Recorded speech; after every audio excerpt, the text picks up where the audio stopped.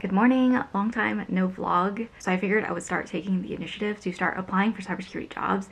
I know the job market is really tough right now, so I wanted to give myself some time, especially to prepare for cybersecurity interviews, especially for those of you who are also in the job market. We can be applying for jobs side by side together. So I would also love to hear you guys' job search updates in the comments, whether you're currently just applying, interviewing, or just studying. Typically when I apply to jobs, it's a numbers game, so I like to apply to as many jobs as possible. I remember back in college when I was applying to internships, I was applying to like 30 to 50 per day, but I'm also sure there are people who are applying to like 50, 100 per day. So I guess it's really up to you what your flow is. But yeah, let's go kick things off. All right, so it's been a long time since I vlogged, but this is the current state of my desk. So we're actually currently also packing because we're going to visit some family soon, but this is my, I guess, ergonomic-ish setup. I got a laptop stand. It's still a bit cluttered, but I think it's a lot better.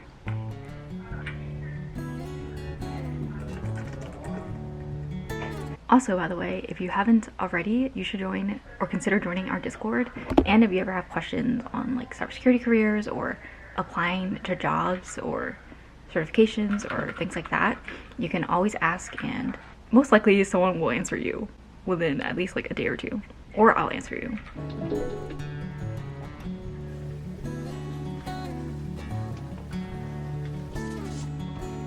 Alright, so one thing that I've noticed is that firstly, when I look up cybersecurity analyst remote jobs on just Google Jobs, which is simply where I start out because it's just the easiest job board to look through, I find that it automatically just shows me senior security analyst jobs, but I think it's also because there aren't as many non-senior security analyst roles nowadays. Before the senior security analyst roles that I'm seeing, most of them require about 5 years of experience. I have a bit more than 4 years of experience.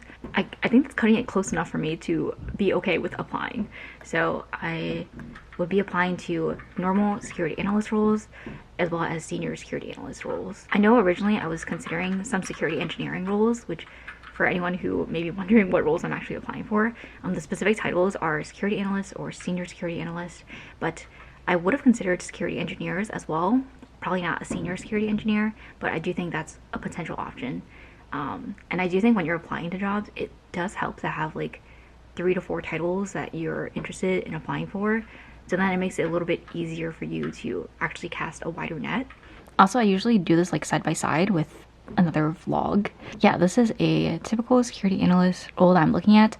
I found it very interesting that they're including SQL in here. I think that's directly tied to the SIEM role or SIEM experience requirement that they're looking for. I guess because they want someone with querying experience, but 5 years of experience, personally I would apply to that even if you have 3-4 years of experience. This is another reason why it's a lot harder to find entry-level security analyst roles, because even for just, that was a normal security analyst remote role, and that was already asking for like 3 to 5 years of experience, which is another reason why it's also very popular to first start out in IT and then switch over into cybersecurity, or do what I did and do a cybersecurity rotational program, or even just a direct internship and then converting into a full-time. I think those are probably the easiest routes into cybersecurity.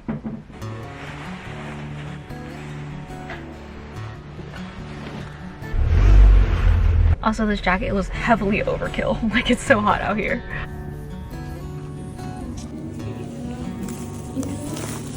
I haven't had a PB&J in so long. I'm like,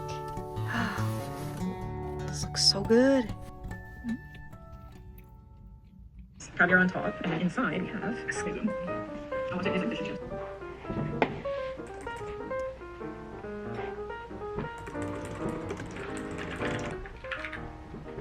If you are currently interviewing for a cybersecurity job, I do have my interview prep mastery course that is enrolling, so you can find it linked in my description. But it basically goes over security design questions, mock interviews. It has 2 mock interviews and basically all of my cybersecurity career resources.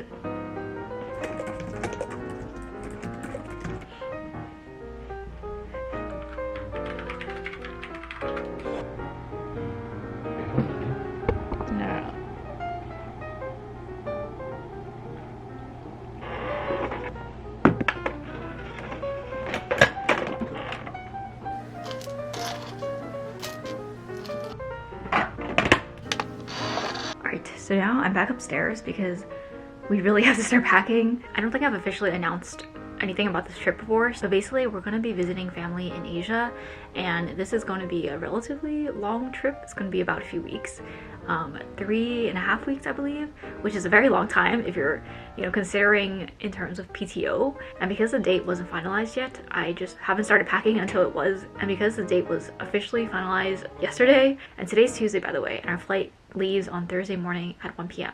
so I have a lot of packing to do. This suitcase, that one, as well as the Patagonia. Let's do this. Making progress.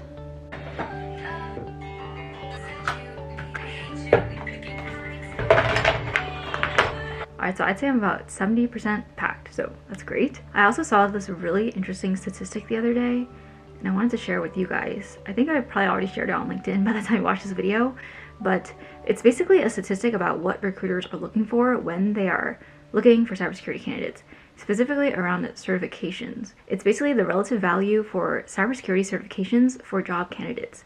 So whether or not certifications are more valuable than independent experience. 54% of candidates said their certification was more valuable than independent competition experience. This is hackathons, capture the flags, just any experience that you can get on your own independently. Certifications are also more valuable than entry-level degrees. This I thought was interesting, but does make a lot of sense because nowadays when I am giving advice to people who are just starting out in their careers, have 0 years of experience, the first thing I ask them is whether or not they have studied for their Security Plus. Even if they have a degree, even if they've gone through a boot camp, even if they are, a genius hacker, it's really hard to show that. Or it's not that it's really hard to show that, but it's more so the fact that HR is looking for certain things on your resume. They're looking for certifications, they're looking for certain keywords, but certifications are the easiest to just hit the nail and just be like, okay, checklist, they already got that one. So it just makes it more likely for you to get moved up in the interviewing process. Sorry, that's my cat. Oh, you want to come back now? And so 66% of candidates said their certifications were more valuable than their degree, at 34% who said their degree was more valuable. That personally I think is pretty crazy, but considering the way that the cybersecurity job market is going, certifications, boot camps, like alternative ways of education, I think are really going to be growing in the next 5-10 years, especially as companies don't have enough cybersecurity talent to hire. And nowadays, I think a degree means less and less compared to even 5-10 years ago. And these statistics were specifically given by Station X, but if you're currently looking for a cybersecurity bootcamp, the one that I recommend to everyone is the Springboard Cybersecurity Bootcamp.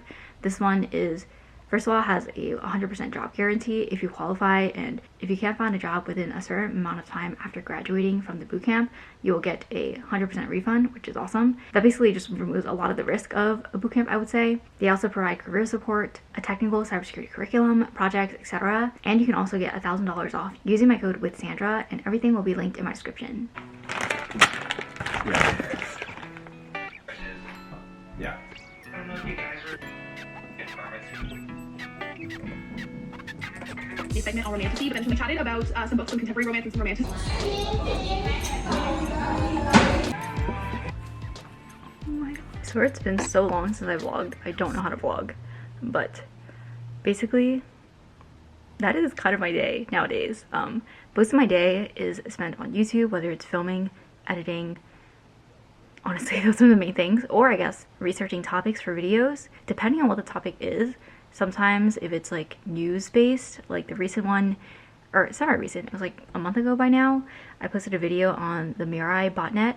That one was a pretty interesting one to do research on and film. But one piece of advice that I do want to share is actually something that one of you guys shared with everyone else on our Discord.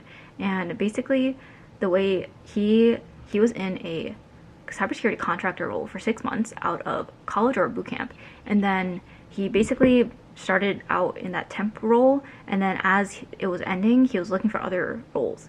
But the main thing was that he actually didn't do the typical job application process. He instead had 2 recruiters that either he connected with on LinkedIn or they reached out to him for an opportunity via email, and then he just stayed in contact with them. So he has like contacts with like multiple recruiters at multiple different companies, as well as like third-party recruiters that will basically headhunt you and find the roles, and then they get like a big bonus when they sign you on, basically, or when the company hires you. And yeah, so it's basically like having someone bring jobs to you that are catered towards your resume and your skill set. So that's pretty cool. And he's ending his 6-month contractor role with 2 offers in hand. And I would say, you know, in this job market, that's pretty amazing. So I would highly recommend doing that. Either connecting with recruiters on LinkedIn, I think that's probably the best way. But I would say another way, as you grow in your career, you'll have more contacts in the recruiting space, and I think it'll get a lot easier. And in general, it becomes a lot easier as you grow in your career to be able to continuously find jobs, because that's kind of how people find jobs when they're more experienced. It's by word of mouth, referrals, a friend of a friend, or basically someone who worked with you in the past wants to also work with you again if you're, you know, looking for a new job. So yeah, what's the quote? Your network is your net worth, kind of thing. But I would definitely say that's a really great way to go about the job application process without having to just, you know, like basically cold apply to applications, job applications online. Work smarter, not harder. Also, I got this shirt custom made with my cats on it.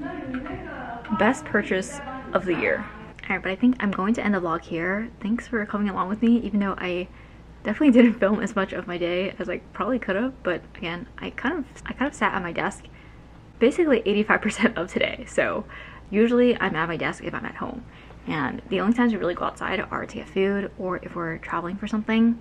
But yeah, that is my day. Best of luck to anyone else who is currently in the job market. I'm rooting for you. I think I already mentioned this, but if you haven't already, join our Discord, and also feel free to connect on LinkedIn. I am posting a bit more consistently on there in the past few months, so I would love to connect with you. But thank you guys so much for following along. If you like this video, please consider liking and subscribing, as it really helps out the channel.